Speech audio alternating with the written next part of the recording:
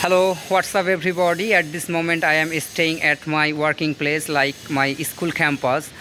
Even though the school is officially closed today, but I have come here for my some official work, and right now I am standing on the field of my school campus and have a look how hot the temperature is. I think the temperature is more than 33 degrees right now, and have a look at the sky and the view.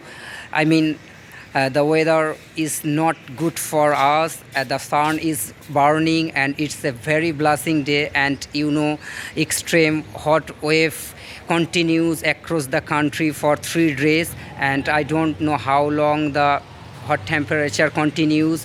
And I think the hot temperature is continues the same.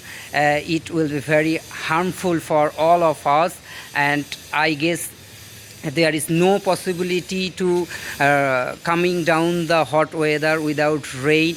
And it's especially the working people who are working right now under the sun directly in open places. It's very difficult for them to survive, and we all should stay at home as much as possible without any emergency.